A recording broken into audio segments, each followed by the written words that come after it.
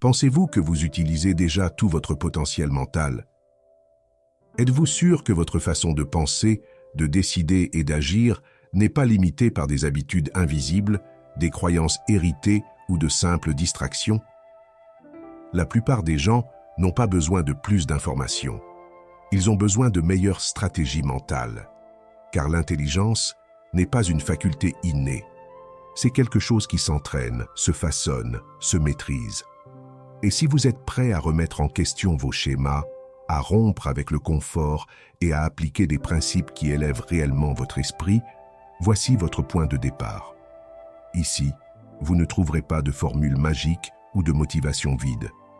Vous découvrirez ici des leçons réelles, pratiques et puissantes qui ont été utilisées par des esprits brillants tout au long de l'histoire pour penser plus clairement, agir avec plus de précision et élever leur intelligence au plus haut niveau.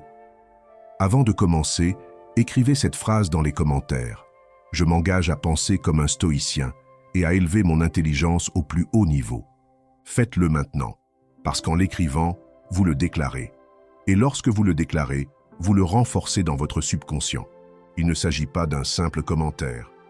C'est la première étape de la reprogrammation de votre esprit et du début de votre transformation. Prêt? Écrivez la phrase et commençons. Numéro 1. L'intelligence n'est pas figée, elle peut s'améliorer. L'intelligence n'est pas un trait statique avec lequel nous naissons et qui reste immuable. Au contraire, notre cerveau est une structure vivante et modelable, capable de s'adapter et de se transformer en permanence grâce à un phénomène connu sous le nom de neuroplasticité. Cela signifie que, quel que soit votre âge, vous pouvez améliorer vos capacités cognitives si vous entraînez correctement votre esprit. Vous pouvez développer une plus grande rapidité mentale, améliorer votre mémoire, prendre de meilleures décisions et relever des défis complexes avec plus de clarté. Le potentiel est là, il ne demande qu'à être cultivé. La première chose à comprendre est que le cerveau est comme un muscle. Si vous n'exercez pas, il se renforce, mais si vous le laissez se reposer, il s'atrophie. Chaque fois que vous apprenez quelque chose de nouveau, que vous résolvez un problème ou que vous relevez un défi intellectuel, votre cerveau crée de nouvelles connexions neuronales. Ces connexions vous permettent non seulement de stocker des informations, mais aussi d'améliorer votre capacité à les traiter, à les combiner et à les appliquer dans différents contextes. C'est là que l'intelligence fluide entre en jeu. La capacité de raisonner, de résoudre de nouveaux problèmes et de s'adapter à des situations que vous n'avez jamais vécues auparavant. La bonne nouvelle, c'est que vous pouvez entraîner votre intelligence fluide tous les jours. Il n'est pas nécessaire de passer des heures devant des livres complexes ou d'avoir un QI élevé dès le départ. Il suffit d'avoir de la volonté, de la persévérance et de faire les bons exercices. Par exemple, résoudre des énigmes logiques, jouer avec des Rubik's Cube, apprendre une langue, jouer d'un instrument ou simplement résoudre des problèmes mathématiques sans aide. Tous ces exercices activent les zones du cerveau liées au raisonnement abstrait, à la mémoire de travail et à la flexibilité cognitive. Les données scientifiques le confirment. Des études ont montré que l'entraînement cognitif peut accroître les performances dans des tâches d'intelligence fluide et, dans certains cas, améliorer les résultats des tests de QI. La neuroplasticité est l'un des domaines les plus étudiés des neurosciences modernes et il est devenu évident que le cerveau est capable de se réorganiser lorsqu'il est confronté à des défis nouveaux et complexes. Cela ne signifie pas que nous allons tous devenir des génies, mais cela signifie que nous pouvons augmenter de manière significative notre niveau de performance mentale grâce à des pratiques bien ciblées. De plus, il ne s'agit pas seulement de faire des exercices mentaux. Le mode de vie joue également un rôle essentiel. Dormir suffisamment, avoir une alimentation équilibrée, maintenir une vie sociale active, réduire le stress et faire de l'exercice physique sont autant de facteurs qui améliorent la santé du cerveau. Tout est lié. Un corps actif et reposé favorise un esprit clair et réceptif. Chaque petite habitude compte lorsqu'il s'agit de développer son intelligence. Il n'est pas nécessaire d'être obsédé par l'augmentation de son QI, mais de développer un esprit capable de s'adapter, de résoudre des problèmes et d'apprendre en permanence. Un esprit qui ne s'enferme pas dans la rigidité du connu, mais qui explore, réinvente, ose. Lorsque vous commencez à vous remettre régulièrement en question, votre perception change, vos capacités d'analyse s'améliorent et ce qui vous paraissait difficile devient réalisable. C'est un processus progressif, mais profondément transformateur. Dans la perspective stoïcienne, cette capacité d'amélioration continue sa ligne sur l'un de ses principes les plus importants, vivre en accord avec la nature rationnelle. Épictète disait que nous ne naissons pas sages, mais que nous avons le potentiel de le devenir, et que ce potentiel se cultive par l'autodiscipline, la pratique et la réflexion constante. Les stoïciens ne cherchèrent pas à accumuler des connaissances pour paraître intelligents, mais pour mieux vivre. Pour eux, un esprit formé était un esprit qui savait distinguer ce qui dépendait de lui de ce qui n'en dépendait pas, qui savait rester ferme face à l'adversité et agir avec vertu en toutes circonstances. Par conséquent, former son intelligence n'est pas un luxe, c'est un acte de responsabilité envers soi-même. C'est une façon de se préparer à la vie, de prendre des décisions plus sages, d'apprendre de ses erreurs, de se construire un esprit plus libre et plus résistant. Chaque exercice, chaque lecture, chaque nouveau défi est un investissement dans votre croissance. Vous n'êtes pas limité par votre point de départ, mais par vos habitudes. Et cela est entre vos mains. Améliorez votre esprit et vous améliorerez votre vie. Non pas parce que vous êtes plus intelligent que les autres, mais parce que vous serez mieux à même d'affronter le monde avec clarté, détermination et sagesse. Numéro 2. La clé pour devenir plus intelligent. La lecture. La lecture n'est pas seulement un passe-temps, c'est un outil de transformation mentale. C'est peut-être le moyen le plus puissant et le plus accessible pour devenir plus intelligent. Lorsque vous lisez, votre esprit est activé, élargi, aiguisé. Peu importe que vous lisiez de la fiction ou de la non-fiction, les deux nourrissent votre intellect de différentes manières. La fiction améliore votre vitesse de lecture, votre compréhension des émotions, votre vocabulaire. Elle vous apprend à vous mettre à la place des autres, à comprendre des mondes et des pensées différents des vôtres. Alors que la non-fiction est le terrain d'entraînement de vos compétences analytiques. Elle vous fournit des outils concrets, des données, des théories, des histoires réelles et des connaissances techniques que vous pouvez appliquer directement dans votre vie. Lire avec intention fait la différence.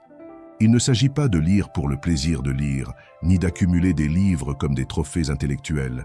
Il s'agit de s'immerger dans des idées qui résonnent en vous, qui élargissent votre vision du monde, qui vous poussent à penser différemment. Si vous vous intéressez aux sciences, plongez-vous dans la physique ou la biologie. Si vous êtes passionné d'histoire, comprenez comment les civilisations se sont formées, comment les dirigeants ont pensé, comment les sociétés se sont transformées. Si vous voulez améliorer vos relations, lisez des ouvrages sur la psychologie, la communication, le comportement humain. Tout ce que vous apprenez dans les livres fait partie de votre boîte à outils mentale. L'essentiel est de mettre en pratique ce que vous lisez. Soulignez, prenez des notes, posez des questions et cherchez des occasions de parler de ce que vous avez appris. Lorsque vous discutez d'un sujet que vous avez lu, vous ne faites pas que renforcer l'information, vous intégrez. Il fait partie de vous. La connaissance n'a pas de valeur si elle reste figée dans la théorie. Il faut le mettre en pratique, le mettre en jeu dans sa vie quotidienne. C'est cela la véritable intelligence. Il ne s'agit pas seulement de savoir, mais de savoir quoi faire avec ce que l'on sait. La science le confirme. Les études montrent que la lecture active, qui implique la réflexion, l'analyse et le lien avec des expériences personnelles, améliore la compréhension de la lecture, la rétention des informations et la capacité à utiliser ces connaissances dans divers contextes. En d'autres termes, plus vous lisez avec attention et dans un but précis, plus il est facile d'apprendre quelque chose de nouveau, de comprendre des situations complexes et de résoudre des problèmes. La lecture renforce les connexions neuronales, améliore la mémoire à long terme et stimule la créativité. C'est littéralement un gymnase pour le cerveau. Et le mieux, c'est qu'il n'est pas nécessaire de lire 10 heures par jour. Quelques minutes de lecture approfondie par jour peuvent faire une réelle différence pour vos capacités mentales. Procédez étape par étape. Commencez par des livres qui vous attirent, que vous ne pouvez pas lâcher. Ensuite, allez-y progressivement. Ils troquent le divertissement contre l'éducation. Remplacez la distraction par l'introspection. Ce faisant, vous sentirez que vos pensées deviennent plus ordonnées, qu'elles s'expriment plus clairement et que vos conversations sont plus substantielles. Les grands penseurs de l'histoire avaient une chose en commun. Ils étaient des lecteurs voraces. Ils savaient que chaque page était une occasion de grandir, de comprendre, de s'interroger. Et vous pouvez faire de même. Vous n'avez pas besoin d'être un universitaire ou un intellectuel. Il suffit d'être curieux et de s'engager à nourrir son esprit au quotidien. La lecture est un acte d'amour de soi, un investissement silencieux dans votre évolution personnelle. Les stoïciens le savaient aussi. Sénèque, par exemple, recommandait de ne pas trop lire, mais de lire profondément. Il disait qu'il valait mieux relire un livre sage que d'en dévorer 100 superficiels. Pour lui, la lecture doit être au service de la vertu. Elle doit vous apprendre à mieux vivre, et pas seulement à en savoir plus. La sagesse stoïcienne nous rappelle que la lecture n'est pas seulement l'accumulation de faits, mais aussi la formation du caractère. L'important n'est pas le nombre de livres que vous lisez, mais le nombre de livres qui transforment votre façon de voir la vie. Si vous voulez devenir plus intelligent, commencez par lire, mais faites-le avec une intention, une stratégie, un but. Lisez ce qui vous stimule. Lisez ce qui vous met au défi. Lisez ce que vous pouvez appliquer. Faites de la lecture une pratique quotidienne, comme le brossage des dents ou la respiration. Car chaque livre que vous lisez avec conscience est un outil de plus pour construire la meilleure version de vous-même. Et ce faisant, vous n'améliorez pas seulement votre intelligence, mais aussi votre façon d'être dans le monde. Numéro 3. Apprendre de nouvelles compétences. L'apprentissage de nouvelles compétences n'est pas seulement un moyen d'acquérir des connaissances, c'est aussi une stratégie pour garder l'esprit vivant et éveillé. Chaque fois que vous décidez de commencer quelque chose à partir de zéro, qu'il s'agisse d'une langue, d'un instrument de musique, de la programmation, du dessin, de la cuisine ou de toute autre compétence, vous envoyez un signal clair à votre cerveau. Nous continuons à grandir, à évoluer. Ce processus remet en question vos schémas mentaux habituels, brise la routine neuronale et ouvre l'espace à de nouvelles connexions. Au lieu de vivre en pilotage automatique, vous commencez à voir le monde avec des yeux de débutant, avec curiosité, attention et humilité. Votre cerveau réagit à cette évolution par des changements réels. La science a montré que l'acquisition de nouvelles compétences favorise la neurogenèse, c'est-à-dire la création de nouveaux neurones, ainsi que le renforcement des connexions existantes. Cela améliore non seulement la mémoire et l'attention, mais aussi la capacité à résoudre des problèmes, à prendre des décisions et à s'adapter à de nouvelles situations. C'est comme si chaque nouvelle compétence acquise était un nouvel outil dans votre boîte à outils. Des outils qui ne servent pas seulement à accomplir des tâches pratiques, mais qui façonnent également votre façon de penser, de ressentir et de vous situer par rapport à votre environnement. Ce qui est fascinant, c'est qu'il n'est pas nécessaire d'être un expert ou d'atteindre un niveau professionnel. Le simple fait d'apprendre quelque chose de nouveau, même de manière élémentaire, active des zones du cerveau qui restent habituellement inactives dans la routine. Par exemple, apprendre à jouer de la guitare, même avec 3 accords, demande déjà de la coordination, de l'attention et de la mémoire. L'apprentissage d'une langue, même si vous ne la maîtrisez pas, stimule l'esprit avec de nouvelles structures grammaticales, de nouveaux sons et de nouvelles formes d'expression qui n'existent pas dans votre langue maternelle. Tout cela renforce votre flexibilité mentale. Et cette flexibilité est vitale, car la vie est en constante évolution. La capacité d'adaptation dépend non seulement de votre attitude émotionnelle, mais aussi de votre agilité mentale. Lorsque l'on est habitué à apprendre, à faire des erreurs, à recommencer, à s'entraîner et à s'améliorer, on développe une mentalité antifragile. On ne s'effondre pas face à l'inconnu, on devient plus fort. Les nouvelles compétences deviennent des points d'ancrage de la confiance. Vous savez que même si vous n'avez pas toutes les réponses, vous avez la capacité de les apprendre. Et cela change complètement votre approche de n'importe quel défi. L'appliquer dans votre vie n'est pas compliqué.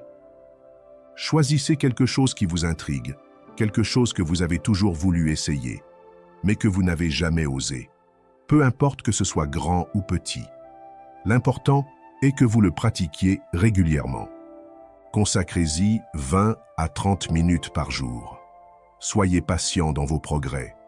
Il ne s'agit pas de vitesse, mais de profondeur.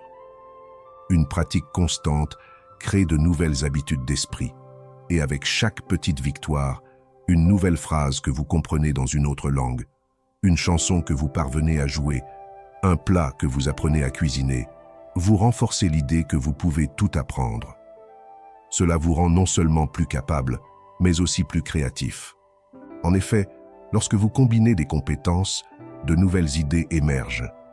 Peut-être que vos connaissances en dessin vous aideront à mieux expliquer une idée lors d'une présentation. Ou peut-être que votre pratique de la cuisine vous apprendra à planifier de manière plus ordonnée. Les compétences ne sont jamais inutiles, car elles transforment toujours votre façon de penser. L'apprentissage élargit l'horizon mental et émotionnel.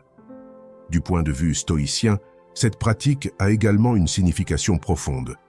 Les stoïciens accordent de l'importance à une préparation constante. Pour eux, la sagesse ne s'accumulait pas sous forme de théorie, mais par une formation réelle de l'esprit et du caractère. L'apprentissage d'une nouvelle compétence est également un acte de discipline, d'humilité, d'acceptation du fait que l'on ne sait pas tout et d'engagement à s'améliorer continuellement. Épictète a dit que le progrès est un choix quotidien et que chaque nouvel apprentissage est la preuve que vous choisissez de grandir. Ne sous-estimez donc pas le pouvoir de commencer quelque chose de nouveau. Ne vous dites pas qu'il est trop tard et ne pensez pas que vous n'avez pas de talent. Ce qui compte, ce n'est pas le résultat final, mais le processus. L'apprentissage renforce votre caractère et votre esprit. Il vous rend plus ouvert, plus adaptable, plus créatif et mieux préparé à l'inattendu. Chaque nouvelle compétence que vous développez vous éloigne de la stagnation et vous rapproche du meilleur de vous-même. En fin de compte, la vie ne consiste pas à tout savoir, mais à être toujours prêt à apprendre. Numéro 4. Remplacez les pensées négatives par des pensées de croissance. Il y a une voix en vous qui vous dit souvent que vous ne pouvez pas, que vous n'êtes pas assez fort, que vous échouez, que d'autres peuvent le faire, mais pas vous. Cette voix n'est pas la vérité. C'est un schéma mental qui a été renforcé au fil du temps. Une croyance qui est peut-être née d'une expérience douloureuse, d'une critique, d'une erreur passée, et qui, si vous ne l'affrontez pas, devient une prophétie auto-réalisatrice. Car ce que l'on pense souvent n'affecte pas seulement ce que l'on ressent, mais façonne aussi la manière dont on agit, les décisions que l'on prend et les limites que l'on s'impose. Le cerveau humain est plastique, c'est-à-dire qu'il s'adapte, change, crée de nouvelles connexions. Chaque pensée que vous répétez renforce une voie neuronale. Ainsi, si vous pensez constamment que je ne suis pas capable, cette voie devient plus solide. Mais la bonne nouvelle, c'est que vous pouvez aussi construire de nouvelles voies. Vous pouvez apprendre à votre esprit à penser différemment. Il ne s'agit pas d'ignorer la réalité ou de feindre l'optimisme, mais de reprogrammer votre dialogue interne. Passez des pensées de défaite aux pensées de croissance. Au lieu de dire « je suis mauvais dans ce domaine », dites « je suis encore en train d'apprendre ». Au lieu de dire « je ne peux pas le faire », dites « je vais trouver un moyen ». Ce simple changement peut transformer votre vie, car il modifie la façon dont vous abordez les défis. Les erreurs ne sont plus considérées comme des preuves d'incapacité, mais comme faisant partie du voyage. Les échecs ne sont plus le reflet de votre identité, mais une occasion de vous améliorer. Et cela renforce peu à peu votre résilience votre patience et votre confiance en vous. Ce n'est pas de la magie, c'est de la neuroscience. Votre esprit s'adapte à ce que vous lui répétez. Et si vous commencez à répéter des pensées qui vous poussent à aller de l'avant plutôt que des pensées qui vous freinent, votre comportement commencera à changer lui aussi. L'essentiel est de repérer ces pensées limitantes dès qu'elles apparaissent. Lorsque vous entendez des phrases telles que « je ne serai jamais bon dans ce domaine » ou « je n'ai pas ce qu'il faut », ne les laissez pas passer. Remettez-les en question. Répondez-y par une affirmation de croissance. Dites « je fais des progrès », « j'apprends à faire mieux », « je suis prêt à m'améliorer ». Cela peut sembler artificiel au début, mais avec une répétition constante, cela devient une partie de vous et cela remodèle votre esprit. Cette pratique améliore non seulement votre attitude, mais aussi vos résultats. Les personnes qui adoptent un état d'esprit de croissance osent davantage, persistent davantage, apprennent davantage et surmontent plus facilement les obstacles. Non pas parce qu'elles sont plus douées, mais parce qu'elles n'abandonnent pas aussi rapidement, parce qu'elles ne se culpabilisent pas d'avoir échoué, parce qu'elles ne se définissent pas en fonction de leurs erreurs. Et cette mentalité, lorsqu'elle est entraînée de manière cohérente, devient un trait de caractère. Le stoïcisme reflète lui aussi clairement ce principe.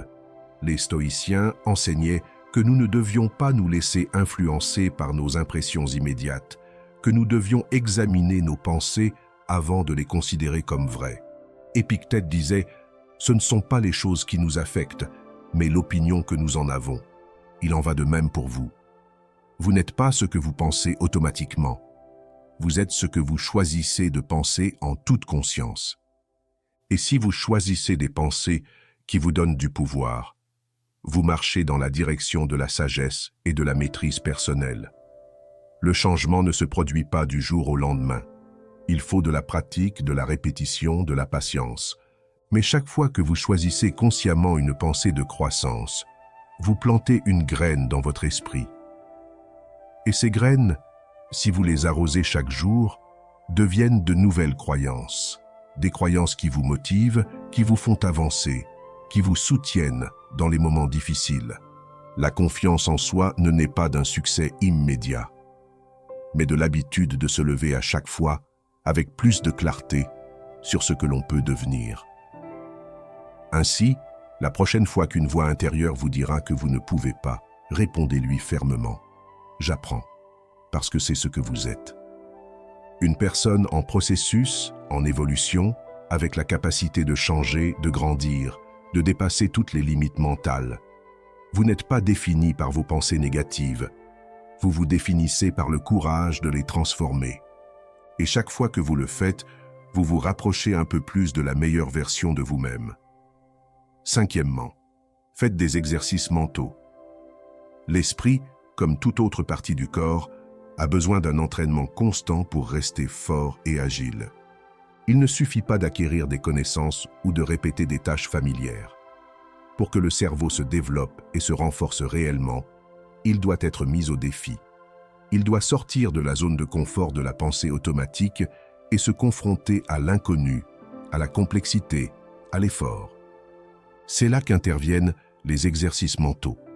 Résoudre des énigmes, des jeux de logique, des problèmes mathématiques, voire apprendre à jouer aux échecs ou mémoriser des séquences, ne sont pas de simples passe-temps. Il s'agit d'un entraînement en profondeur pour votre esprit. Chaque fois que vous relevez l'un de ces défis, vous poussez votre cerveau à former de nouvelles connexions neuronales. Ces connexions ne sont pas seulement activées pendant le jeu ou l'exercice, mais elles sont transférées dans d'autres domaines de votre vie. Soudain, vous vous apercevez que vous pensez plus vite, que vous vous souvenez plus clairement des détails, que vous prenez des décisions avec plus de précision.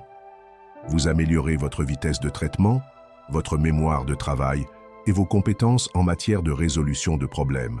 Des compétences qui s'appliquent dans toutes les situations, qu'il s'agisse d'une réunion d'affaires ou d'une conversation de tous les jours. Et le plus fort, c'est que ces changements ne dépendent pas de l'âge, que vous ayez 20, 40 ou 70 ans. Votre cerveau conserve la capacité de s'adapter et de se renouveler tout au long de votre vie. La neuroplasticité est réelle et accessible à tous ceux qui choisissent de mettre leur esprit en mouvement. Mais pour que cela fonctionne, il faut de la constance. Il ne suffit pas de faire un puzzle une fois par semaine pour obtenir de bons résultats. Tout comme la gymnastique, l'entraînement mental doit être répété quotidiennement. L'appliquer est plus facile qu'il n'y paraît. Vous pouvez commencer votre journée en résolvant un sudoku ou une grille de mots cachés.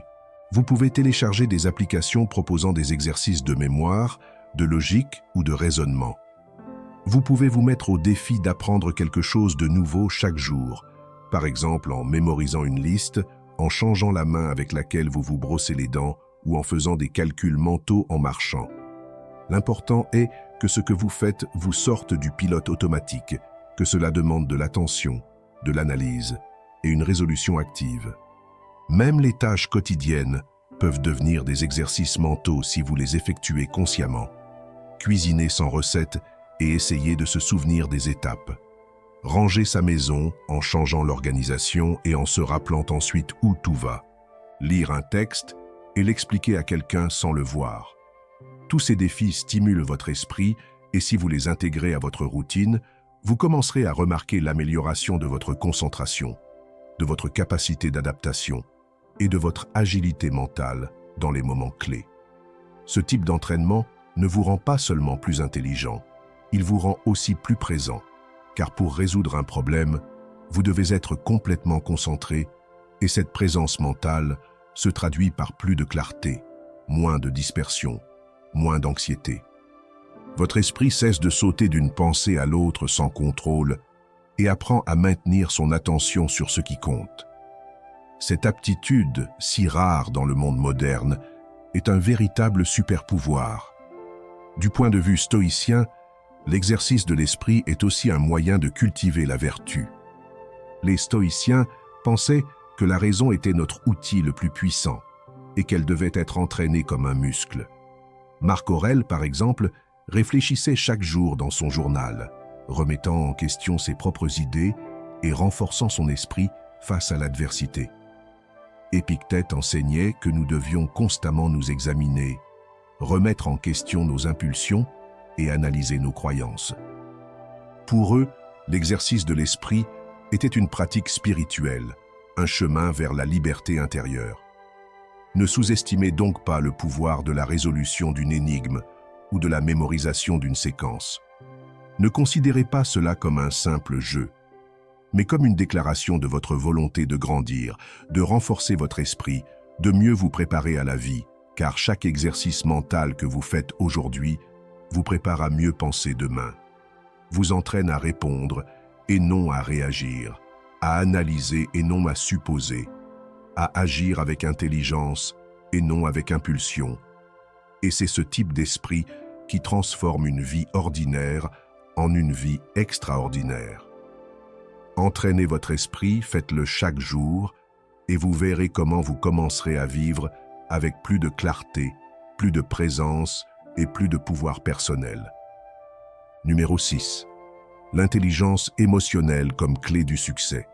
Il existe des personnes incroyablement intelligentes qui ne parviennent pourtant pas à progresser dans leur vie professionnelle ou personnelle. Elles ont des connaissances, des diplômes, des compétences techniques, mais quelque chose ne va pas. Et c'est que le succès ne dépend pas uniquement du QI, mais de quelque chose de beaucoup plus subtil, mais de profondément puissant. L'intelligence émotionnelle, savoir maîtriser ses émotions, lire celles des autres, gérer les conflits sans détruire les ponts et prendre des décisions sereines même sous pression, c'est ce qui permet vraiment d'avancer avec constance dans un monde plein d'incertitudes et de relations complexes. L'intelligence émotionnelle est la capacité à comprendre ce que l'on ressent, pourquoi on le ressent et ce qu'il faut faire. Il ne s'agit pas de réprimer ses émotions ou de feindre le calme, alors qu'à l'intérieur, on est rempli de colère ou de peur. Il s'agit d'être conscient, de remarquer comment votre corps réagit lorsque quelque chose vous contrarie, comment votre discours change lorsque vous êtes nerveux, comment vos pensées se déforment lorsque l'orgueil prend le dessus. Cette prise de conscience est le premier pas. La seconde, encore plus importante, est l'autorégulation, la capacité à répondre plutôt qu'à réagir. Au travail, cette compétence fait la différence entre un leader qui inspire et un autre qui intimide. À la maison, c'est la ligne qui sépare une conversation constructive d'une dispute inutile. Dans tout contexte social, l'intelligence émotionnelle permet de nouer des liens authentiques, car elle comprend un autre élément clé, l'empathie. Il s'agit de la capacité à se mettre à la place de l'autre, non seulement pour comprendre son point de vue, mais aussi pour ressentir ce qu'il vit. L'empathie fait tomber les barrières, ouvre les portes, adoucit les tensions, donne aux gens le sentiment d'être entendus, appréciés et respectés. Et il ne s'agit pas d'être émotionnellement parfait. Nous avons tous des moments de colère, de tristesse, de frustration. Plus vous développez votre intelligence émotionnelle, moins ces émotions vous asservissent. Vous ne réagissez plus de manière impulsive, mais choisissez comment vous réagissez. Cela n'améliore pas seulement vos relations, mais fait de vous une personne plus fiable, plus stable et plus concentrée. Quelqu'un avec qui les autres veulent travailler, vivre et construire. L'impact de cette compétence sur votre vie professionnelle et personnelle est énorme. En fait, de nombreuses entreprises accordent plus d'importance au QE qu'au QI, car elles savent qu'une équipe émotionnellement intelligente et plus performante s'adapte plus rapidement et surmonte les obstacles avec une plus grande résilience. L'application du QE est un processus quotidien. Commencez par vous observer. Lorsque vous ressentez une émotion forte, ne l'ignorez pas et ne la jugez pas. Demandez-vous ce que je ressens, ce qui la déclenche et comment je peux l'exprimer sans blesser l'autre ou moi-même. Travaillez ensuite sur votre communication. Parlez clairement, mais sans vous agresser. Exprimez vos besoins, mais écoutez aussi. Et surtout, pratiquez activement l'empathie. Ne supposez pas que vous comprenez une autre personne, demandez-lui. Intéressez-vous à son histoire, à son point de vue, à ses émotions. Une écoute attentive transforme les relations. En période de conflit, n'oubliez pas que le contrôle de votre réaction est plus important que la victoire d'un argument. L'intelligence émotionnelle vous permet de négocier avec fermeté, mais sans agressivité. Fixez des limites avec respect et restez calme lorsque tout semble échapper à votre contrôle. Cela permet non seulement de réduire le stress, mais aussi d'améliorer la capacité à prendre des décisions. Un esprit calme voit plus d'options, évalue mieux les risques et agit avec sagesse. C'est pourquoi les personnes émotionnellement intelligentes réussissent souvent mieux, non pas en raison de leurs connaissances, mais de leurs relations avec les autres et avec elles-mêmes. Selon les stoïciens, cette façon de gérer les émotions a une valeur profonde.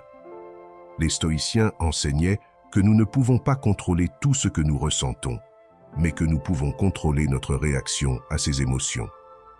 Marc Aurèle disait « Si tu as mal à l'intérieur, ne te laisse pas défigurer à l'extérieur. » Épictète insistait sur le fait que la véritable liberté réside dans la maîtrise de soi.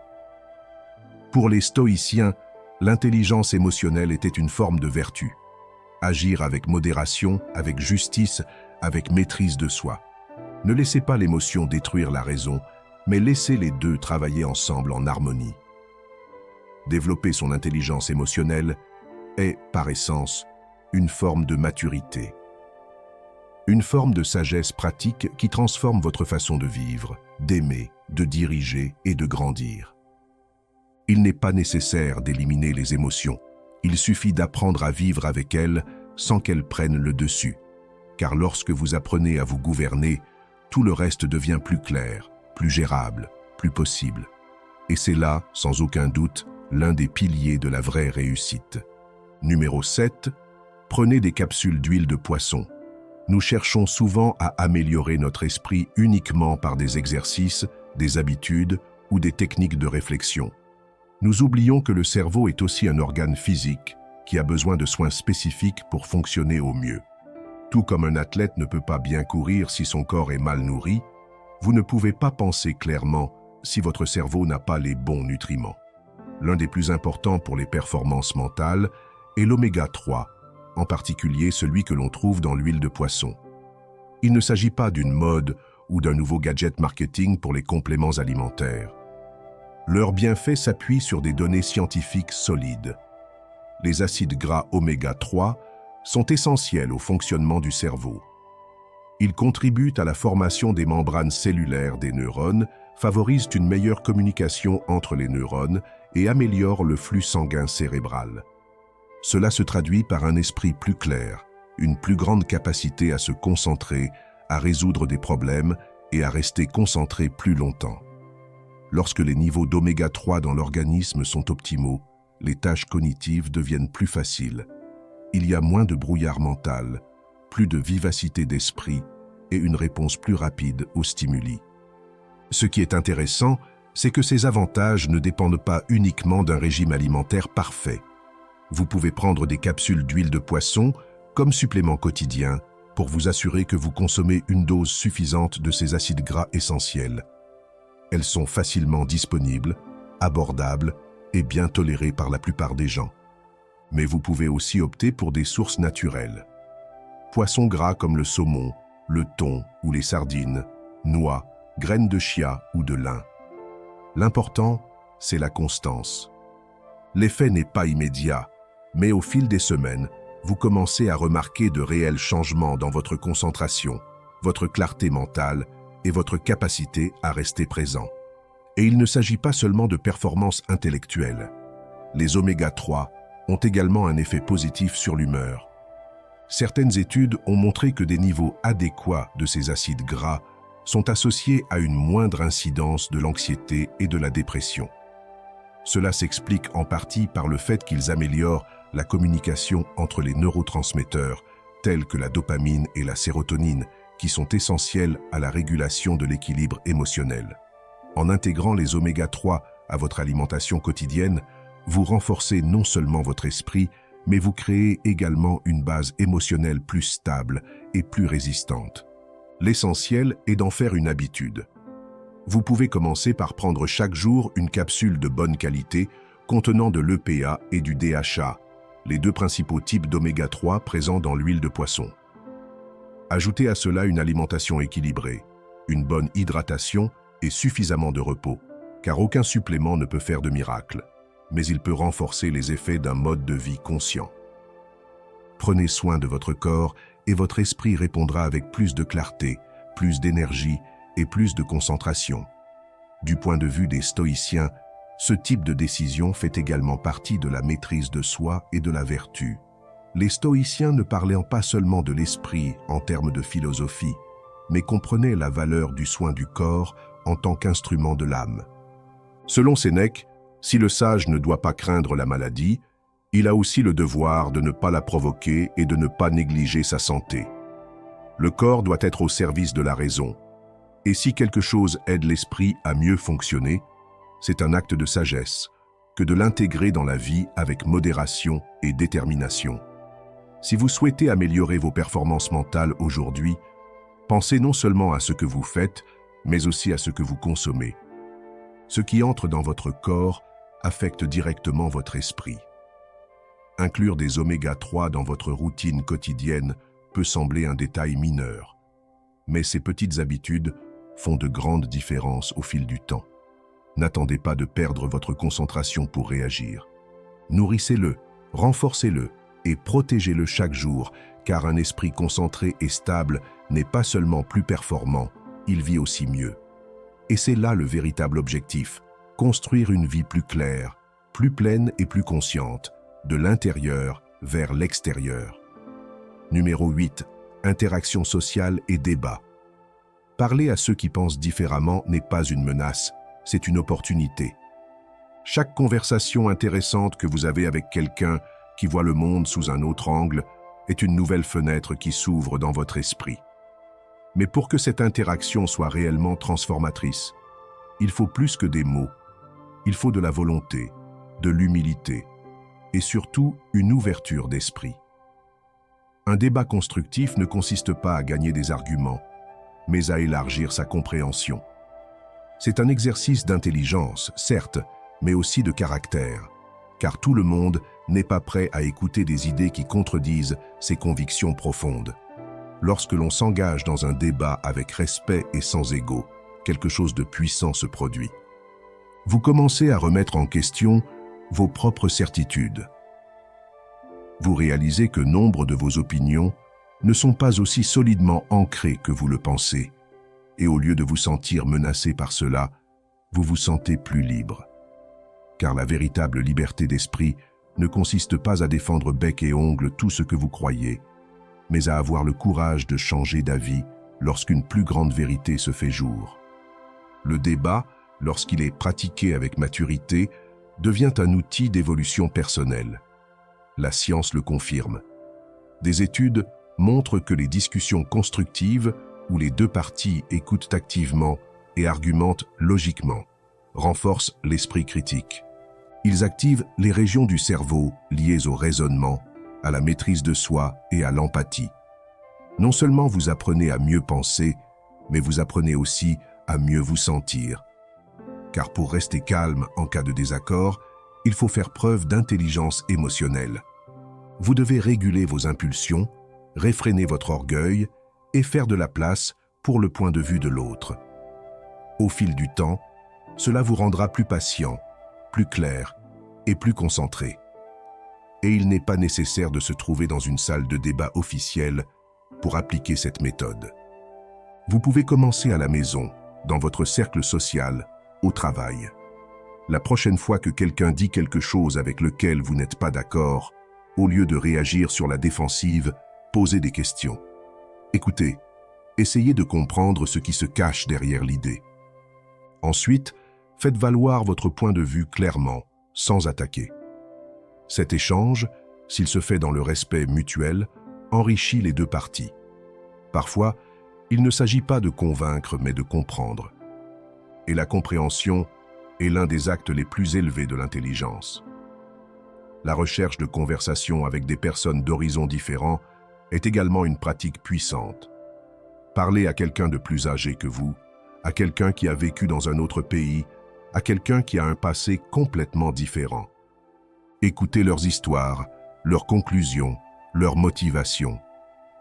Plus vous vous exposez à la diversité de pensées, plus votre propre vision du monde s'élargit. Cette flexibilité mentale est essentielle pour s'adapter, résoudre les conflits et évoluer sans rigidité. De plus, le débat d'idées vous oblige à faire le tri dans votre propre pensée. Nous pensons souvent que notre pensée est claire, jusqu'à ce que quelqu'un nous demande de l'expliquer. C'est alors que l'on peut savoir si notre pensée est bien structurée ou si nous ne faisons que répéter des phrases apprises. Le débat vous oblige à creuser en profondeur, à faire la distinction entre ce que vous savez et ce que vous croyez savoir, à séparer l'émotion de la logique. Et ce travail intérieur se reflète dans tout le reste, dans la façon dont vous prenez des décisions, dont vous communiquez, dont vous dirigez. Dans la philosophie stoïcienne, la conversation sage était une forme de pratique spirituelle.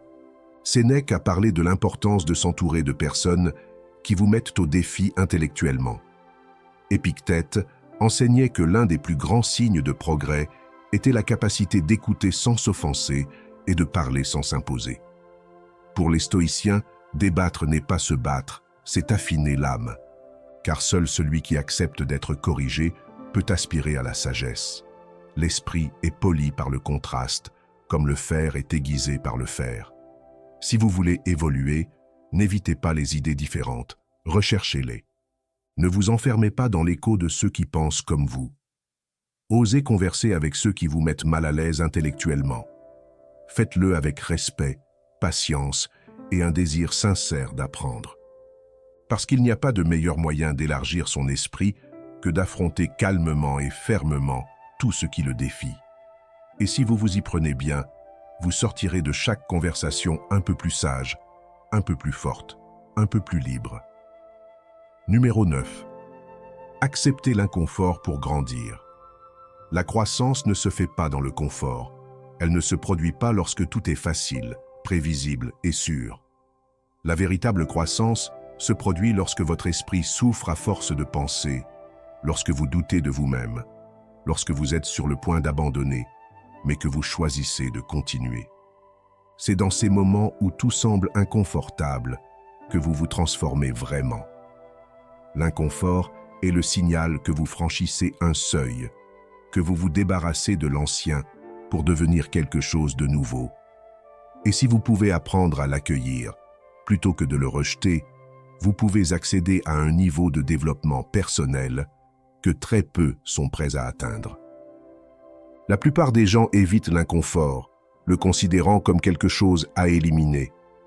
Or, chaque fois que vous fuyez la difficulté, vous renoncez à une partie de votre potentiel. Apprenez une nouvelle compétence, démarrez un projet important, ayez une conversation honnête, prenez une décision courageuse, changez une mauvaise habitude.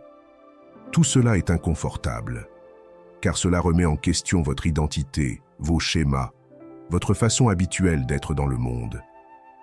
Plus vous passez de temps dans cette zone inconfortable, plus vous devenez fort. Non pas parce que l'inconfort disparaît, mais parce que vous apprenez à vivre avec, à l'intégrer dans votre parcours. Ce qui est intéressant, c'est que cet inconfort a également des effets physiologiques. Lorsqu'il est constamment sollicité, le cerveau commence à créer de nouvelles connexions. La neuroplasticité est activée. Les réseaux neuronaux liés à la maîtrise de soi, à la prise de décision et à la créativité sont renforcés. Mais pour cela, vous devez exposer votre esprit à l'effort. Il ne s'agit pas de se détruire par une pression constante, mais de choisir consciemment ce qui vous pousse à être plus discipliné, plus concentré, plus sage. C'est pourquoi chaque situation difficile que vous vivez est une opportunité. Ce n'est pas toujours agréable, mais cela peut toujours être utile. La clé est de changer votre dialogue interne. Au lieu de dire que c'est trop pour moi, commencez à dire que cela me rend plus fort. Au lieu de fuir l'inconfort, abordez-le avec curiosité. Demandez-vous ce que cette situation essaie de m'apprendre. Quelle partie de moi résiste et pourquoi? Quelle version de moi sortira de cette situation si j'ai le courage d'aller de l'avant? Les réponses ne sont pas toujours immédiates, mais chacune d'entre elles vous rapproche de votre véritable pouvoir. L'appliquer dans la vie de tous les jours peut commencer par de petits gestes. Levez-vous plus tôt que nécessaire. Faites de l'exercice même si vous n'en avez pas envie. Apprenez quelque chose de nouveau que vous ne comprenez pas immédiatement. Mettez-vous dans des situations sociales qui vous mettent mal à l'aise, mais qui vous font grandir. Exprimez-vous avec respect, même si vous avez tendance à vous taire. Acceptez des responsabilités que vous aviez l'habitude d'éviter. Chacun de ces moments équivaut à soulever un poids pour votre esprit. Et à chaque répétition, vous devenez plus résistant, plus habile, plus vous-même. Le stoïcisme l'a compris mieux que quiconque. Pour les stoïciens, la douleur, l'inconfort et l'adversité sont des entraînements de l'âme. Marc Aurèle a écrit que les obstacles à l'action font avancer l'action. Ce qui se trouve sur le chemin devient le chemin. En d'autres termes, l'obstacle n'est pas quelque chose qui vous empêche d'atteindre votre but. C'est le terrain sur lequel ce but est construit. Épictète a enseigné qu'il ne faut pas s'attendre à une vie sans difficultés, mais s'entraîner à les affronter avec vertu. Sénèque disait qu'une mer calme ne fait pas de bons marins. La difficulté, vue d'un œil stoïque, est une bénédiction déguisée. Alors, la prochaine fois que l'inconfort frappera à votre porte, ne la fermez pas. Ouvrez-le, invitez-le à entrer. Asseyez-vous avec elle et écoutez-la, car c'est là que commence votre transformation. Vous ne vous développerez pas en restant là où tout est connu. Vous grandirez lorsque vous oserez franchir le seuil de l'incertitude, lorsque vous utiliserez l'inconfort comme un allié et non comme un ennemi. Et plus vous pratiquez cela, plus vous remarquerez que les choses qui vous paralysaient auparavant vous poussent désormais. Que les défis que vous craigniez autrefois, vous les affrontez maintenant avec détermination. Parce que vous ne cherchez plus le confort, vous recherchez la grandeur. Et cette grandeur commence toujours là où votre zone de confort s'arrête. Numéro 10. Exercice physique régulier. Bouger son corps est l'une des décisions les plus puissantes que vous puissiez prendre si vous souhaitez également renforcer votre esprit. Ce n'est pas un hasard si, lorsque vous vous sentez bloqué, épuisé ou submergé de pensées, une simple promenade ou une séance d'exercice peut complètement changer votre état d'esprit. Le mouvement physique n'est pas seulement un moyen d'avoir un bon corps ou d'améliorer la santé physique. Il s'agit d'une pratique fondamentale pour améliorer votre clarté mentale, votre capacité de concentration et votre stabilité émotionnelle. Chaque fois que vous faites de l'exercice, vous activez littéralement votre cerveau à un niveau supérieur. L'exercice physique régulier favorise la neurogenèse, c'est-à-dire la création de nouveaux neurones. Il améliore l'oxygénation du cerveau, renforce les connexions neuronales et améliore les fonctions cognitives telles que la mémoire, la prise de décision et l'esprit critique. Ce n'est pas un mythe, bouger tous les jours rend plus intelligent. Non seulement parce que vous apprenez plus vite, mais aussi parce que votre esprit devient plus agile, plus concentré, plus résistant aux distractions. En outre, l'exercice réduit les niveaux de cortisol, l'hormone du stress, et augmente la libération d'endorphines, de dopamine et de sérotonine, des neurotransmetteurs clés pour le bien-être émotionnel. Ainsi, lorsque vous faites de l'exercice, vous n'êtes pas seulement en train de vous renforcer physiquement, vous construisez un esprit plus résistant, un esprit capable de rester calme sous la pression, de penser clairement au milieu du chaos et de ne pas s'effondrer au premier obstacle. Vous cultivez la discipline, la tolérance à l'effort, la résistance à la douleur et la confiance en soi. Tout cela s'entraîne dans le corps, mais se reflète dans votre façon de vivre, de décider et d'aborder la vie. Et il n'est pas nécessaire d'être un athlète professionnel ou de passer des heures à la salle de sport pour en bénéficier. Il suffit de bouger tous les jours. Vous pouvez courir, nager, faire du yoga, soulever des poids, danser, marcher d'un bon pas. L'important est que vous le fassiez régulièrement, que votre corps sache que vous êtes déterminé à le faire.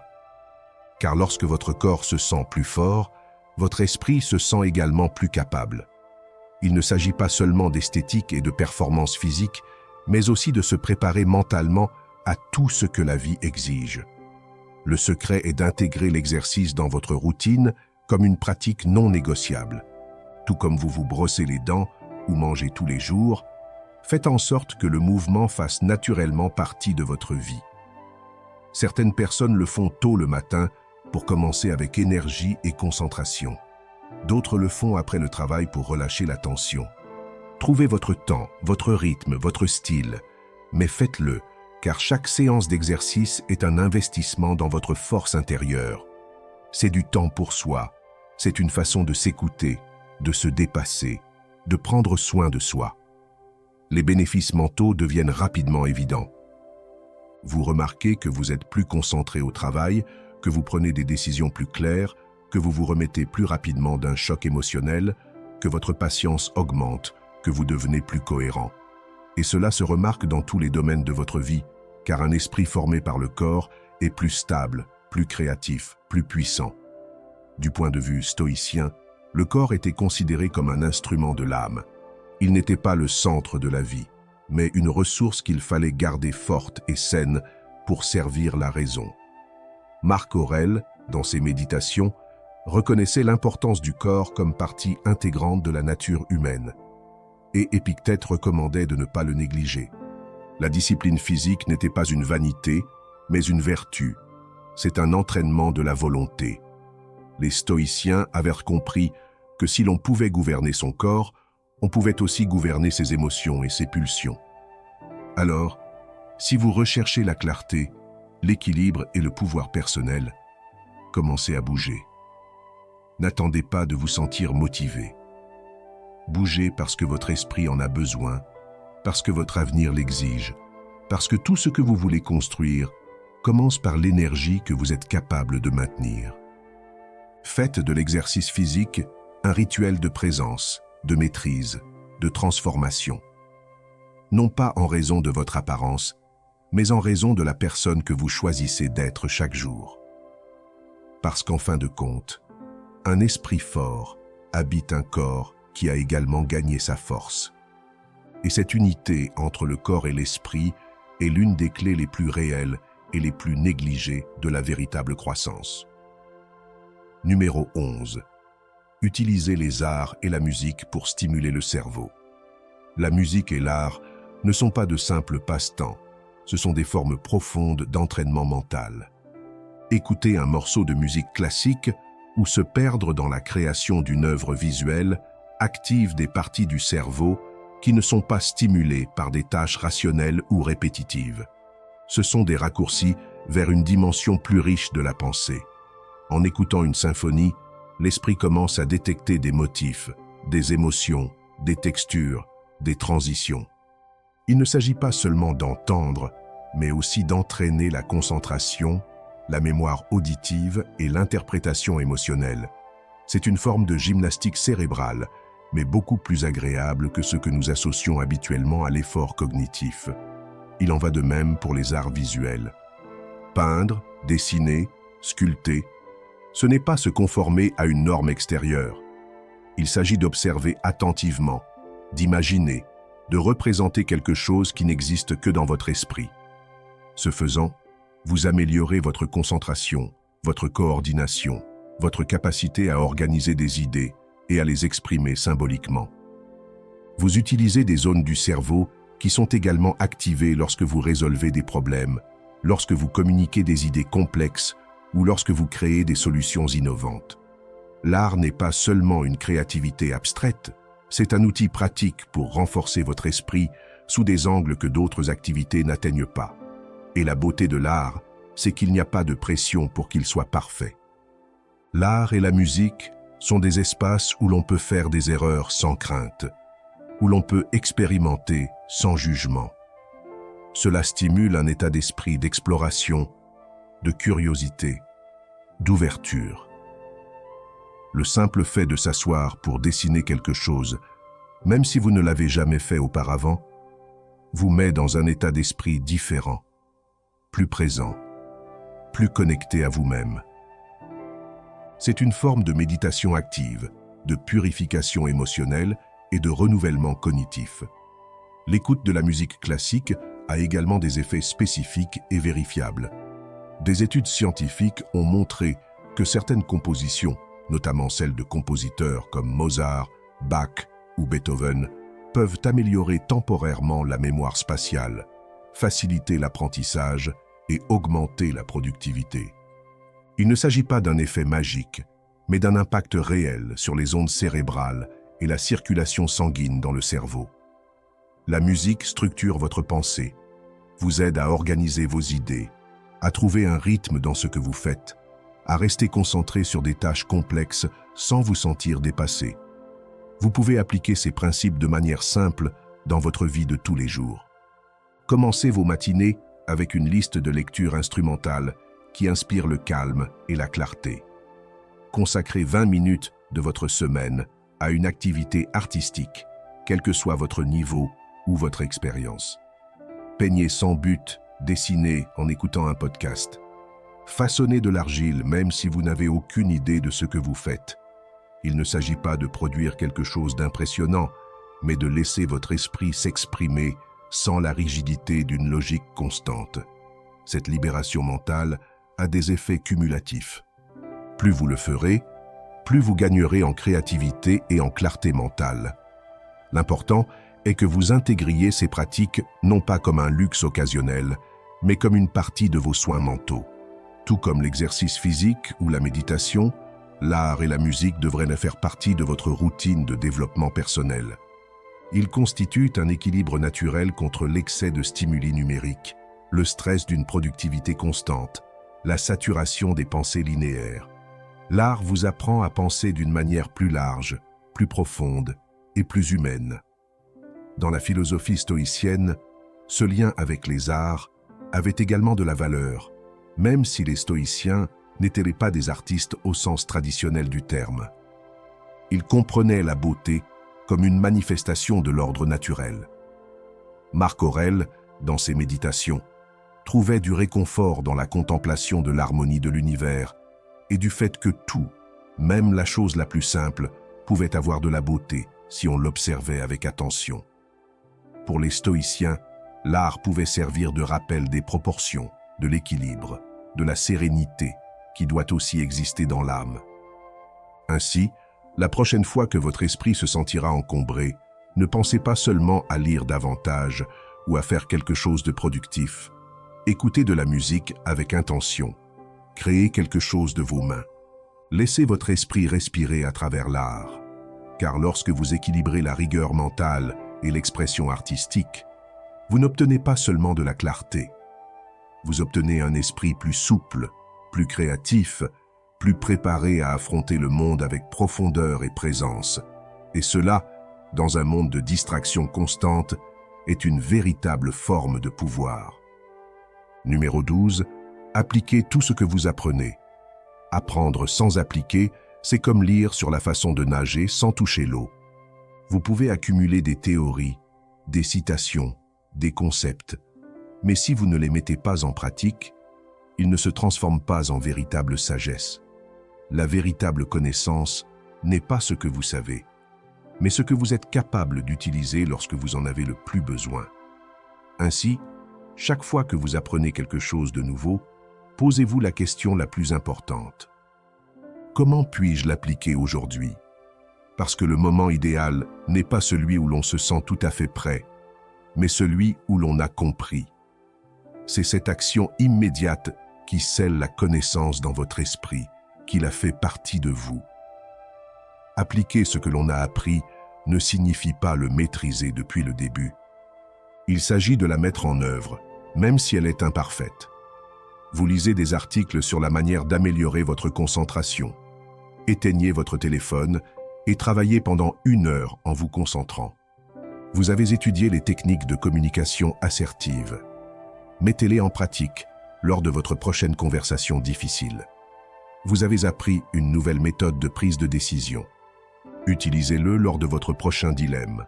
N'attendez pas de vous sentir expert. C'est en forgeant qu'on devient forgeron.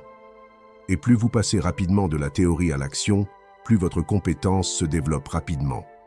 En outre, lorsque vous appliquez ce que vous apprenez, votre cerveau travaille plus en profondeur. Vous ne vous contentez plus d'absorber des informations de manière passive. Vous établissez des connexions actives. Vous contextualisez ce que vous savez, vous adaptez à votre environnement, vous l'utilisez pour résoudre des problèmes réels. Et cela a un impact direct sur la rétention. Ce que vous appliquez ne s'oublie pas. Ce que vous entendez, lisez ou voyez peut s'estomper en quelques jours. Mais ce que vous pratiquez reste avec vous. Parce que vous en avez fait l'expérience et pas seulement un souvenir. Cela permet également d'acquérir une compétence fondamentale pour réussir. La capacité à mettre la théorie en action. Dans un monde saturé d'informations, ce ne sont pas ceux qui en savent le plus qui excellent, mais ceux qui font le plus avec ce qu'ils savent. Il est trop facile de se laisser entraîner dans le cycle sans fin de la consommation de contenu. Un autre livre, un autre cours, une autre vidéo. Mais s'il n'y a pas de mise en œuvre, il n'y a pas de transformation. La sagesse ne se mesure pas à ce que vous avez lu, mais à ce que vous avez changé grâce à ce que vous avez appris. Et cela ne peut se faire qu'en appliquant, en échouant, en corrigeant et en essayant à nouveau. L'essentiel est d'avoir la ferme intention d'utiliser ces connaissances. Chaque fois que vous apprenez quelque chose, demandez-vous comment je peux le mettre en pratique, aujourd'hui, cette semaine, ce mois-ci. Dressez une liste des actions possibles. Il n'est pas nécessaire qu'elles soient importantes ou complexes. Il suffit de faire quelque chose de concret, de réel, de vérifiable et d'observer les résultats. Ajustez, améliorez. Faites de ces connaissances un outil vivant et non une théorie oubliée. Cette attitude active à l'égard de l'apprentissage vous rend plus agile, plus résolu, plus apte à faire face à des défis réels avec des ressources internes solides. D'un point de vue stoïcien, cela a une valeur essentielle. Épictète disait qu'il ne sert à rien de lire des livres sages si l'on n'applique pas ce qu'ils enseignent. Pour lui, la philosophie n'était pas quelque chose à étudier dans les livres, mais quelque chose à vivre dans chaque décision, dans chaque action dans chaque réaction. Marc Aurèle, bien qu'empereur et philosophe, n'écrivait pas pour être admiré, mais pour se rappeler comment agir. Pour les stoïciens, la connaissance n'a de valeur que si elle conduit à une vie plus vertueuse. Et la vertu n'est pas une théorie, c'est une pratique constante. Donc, si vous voulez vraiment grandir, n'accumulez pas, transformez. Ne remplissez pas votre esprit de données, remplissez votre vie d'action qui reflète cet apprentissage. Fermez le livre et agissez. Éteignez la vidéo et faites l'exercice. Terminez le cours et appliquez une idée. Devenez quelqu'un qui non seulement sait, mais vit ce qu'il sait. C'est la différence entre l'information et la transformation. Et cette différence, lorsqu'elle devient une habitude, change tout. Parce que chaque pas que vous faites avec intention fait de vous une version plus forte, plus sage et plus authentique de vous-même. Et cela ne s'apprend pas en lisant, mais en faisant. Numéro 13. N'acceptez pas les informations sans les remettre en question. Tout ce que vous voyez n'est pas forcément vrai. Tout ce que vous entendez n'est pas forcément digne de confiance. Nous vivons dans un monde où l'information circule en permanence. Mais toutes ces informations ne sont pas destinées à vous aider à penser clairement. Au contraire, ce qui vous parvient est souvent conçu pour influencer, polariser, contrôler votre perception sans que vous vous en rendiez compte. Les médias sociaux et même les leaders d'opinion que vous suivez peuvent véhiculer des agendas et non des vérités. C'est pourquoi il est urgent que vous développiez une compétence qui vous libérera.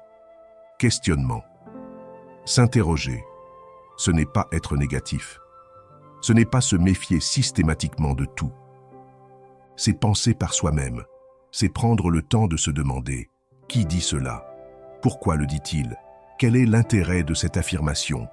Est-elle étayée ? S'agit-il d'une opinion déguisée en fait ? » La plupart des gens ne font pas cet exercice.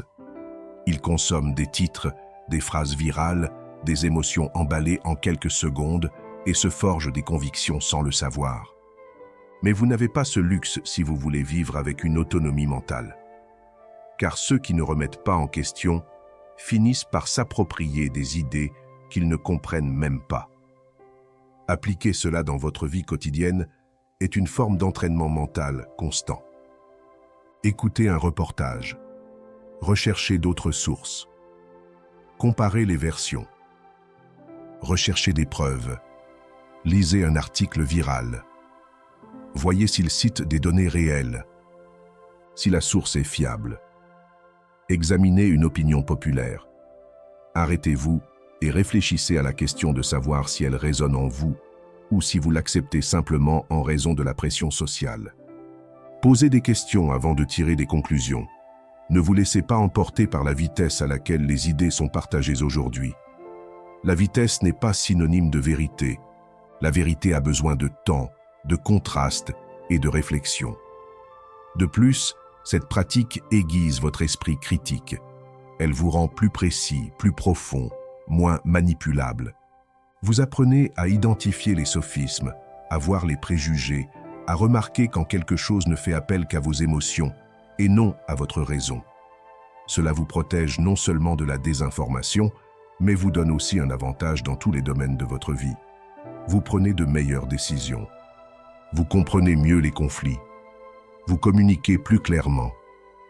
Parce que votre esprit devient plus discipliné, plus sceptique dans le meilleur sens du terme. Non pas parce qu'il doute de tout, mais parce qu'il n'accepte rien sans preuve. Et cela a un impact direct sur votre liberté. Car ceux qui ne remettent pas en question vivent enfermés dans les récits des autres. Ils croient penser, mais en réalité, ils répètent. On croit avoir des convictions, mais on s'accroche à ce qu'on a le plus entendu. Il n'est pas facile de se libérer de cette prison. Il faut du courage, car parfois la remise en question vous amène à découvrir que vous vous êtes trompé, que vous avez défendu des idées qui n'étaient pas les vôtres, que vous avez fait partie du bruit sans vous en rendre compte. Mais cette découverte, bien que inconfortable, est le premier pas vers une vie de vrai jugement de soi. Les stoïciens l'ont très bien compris. Épictète a enseigné qu'il ne faut pas se laisser emporter par les premières impressions. Souvent, ce que nous ressentons ou pensons instantanément n'est pas une vérité, mais une réaction conditionnée. Marc Aurèle, dans ses méditations, se rappelait constamment de juger les choses pour ce qu'elles sont, et non pour ce qu'elles semblent être. Pour eux, la maîtrise de l'esprit commence par l'apprentissage de l'autonomie de pensée, de la formation du jugement, du filtrage de ce qui entre dans la conscience. Car un esprit sans filtre est un esprit qui se laisse facilement asservir. Alors, la prochaine fois que quelque chose vous choque, ne le partagez pas immédiatement. Ne vous contentez pas de le répéter.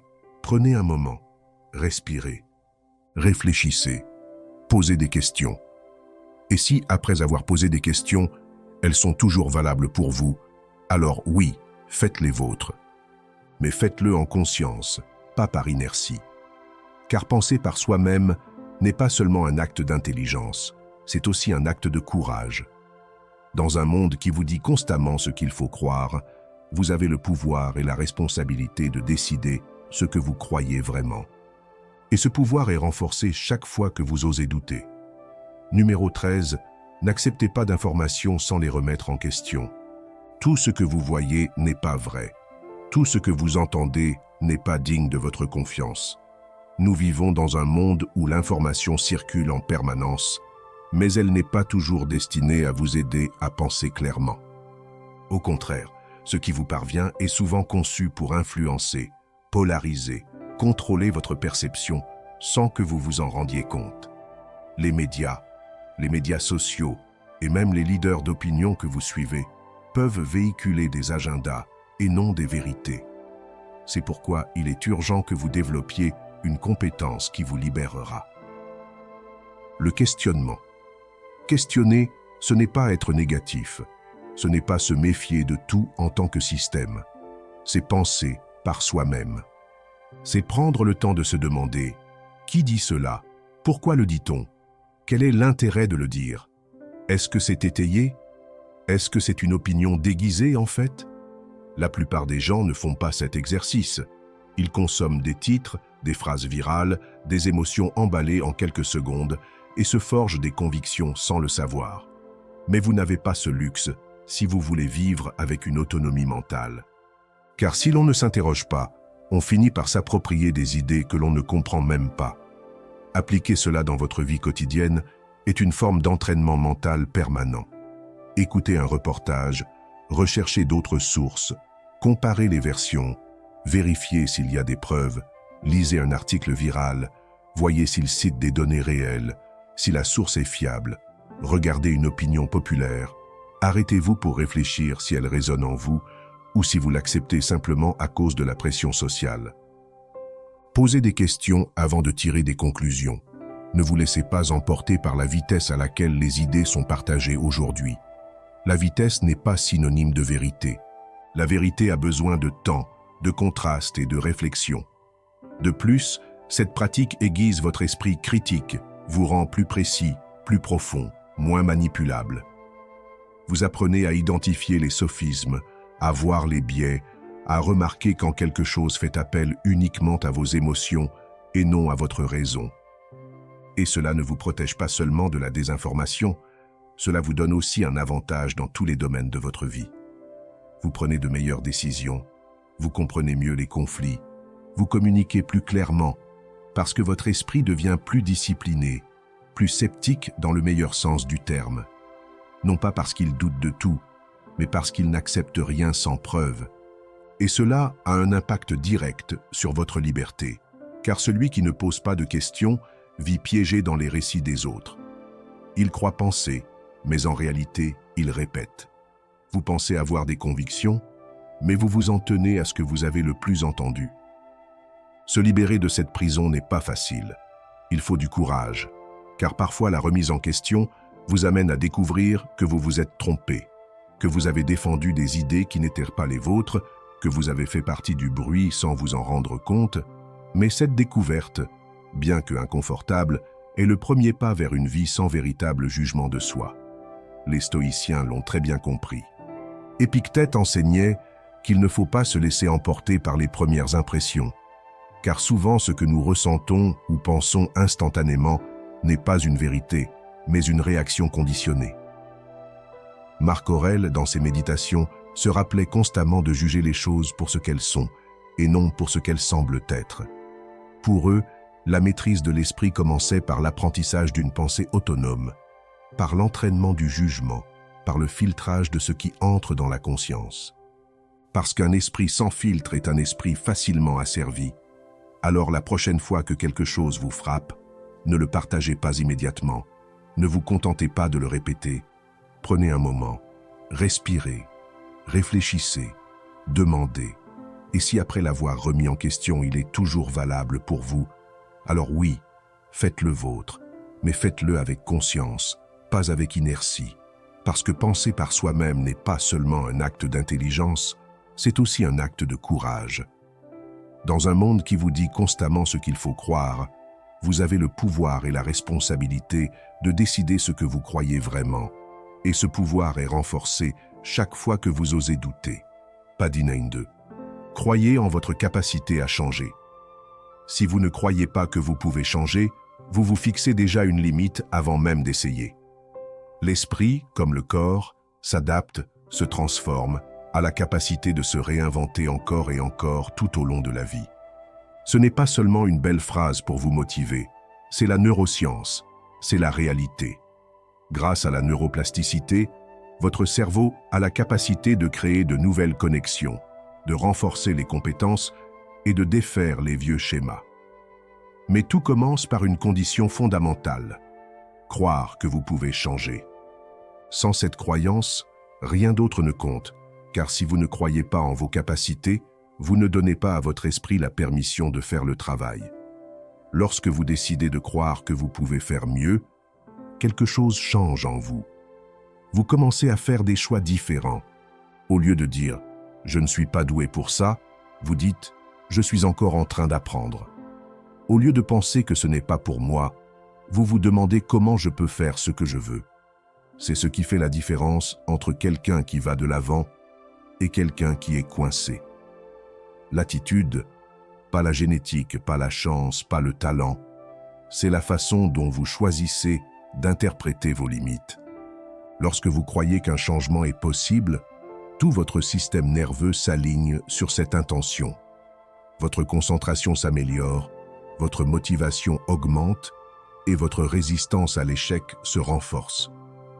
Et cela ne veut pas dire que le changement est facile, il n'est pas facile.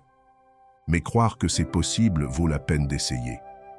Parce que chaque tentative, chaque étape, chaque erreur même, devient une partie du processus.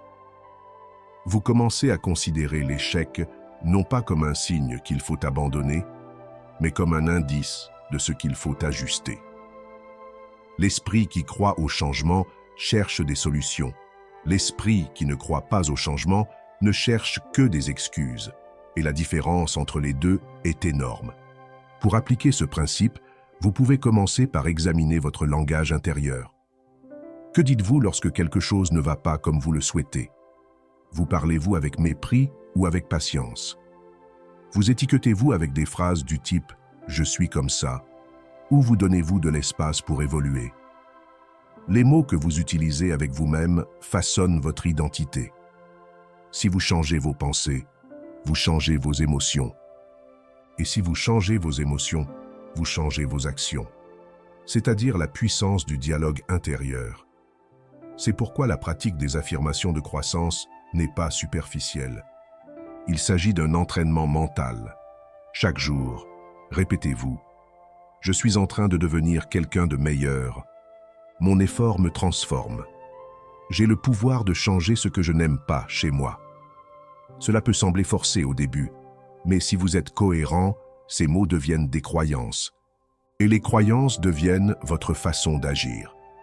Finalement, vous n'avez plus besoin de vous convaincre. Vous le savez, vous le ressentez, vous le vivez. Dans la perspective stoïcienne, cette confiance dans la transformation personnelle était également essentielle. Épictète enseignait que personne ne naît sage, mais que nous pouvons tous aspirer à la sagesse si nous choisissons la bonne voie. Marc Aurèle, bien qu'empereur, se rappelait chaque jour qu'il devait travailler sur son caractère, ses pensées, son approche de la vie. Les stoïciens ne croyaient pas en un destin fixe, mais en la capacité des êtres humains à s'améliorer constamment grâce à la discipline, à la raison et à la vertu. Pour eux, le changement n'était pas seulement possible, il était nécessaire. Peu importe donc d'où l'on vient, ce qui compte, c'est l'endroit où l'on décide d'aller. Peu importe que vous ayez déjà échoué, ce qui compte, c'est que vous soyez prêt à réessayer avec un état d'esprit différent. Croyez en vous, croyez en votre capacité à apprendre, à vous adapter, à évoluer, non pas parce que vous avez toutes les réponses, mais parce que vous avez la force de les chercher. Chaque jour où vous choisissez de penser différemment, d'agir différemment, vous êtes la preuve vivante que le changement est réel. Et si jamais vous doutez, rappelez-vous ceci, vous n'avez pas besoin d'aller jusqu'au bout pour faire le premier pas.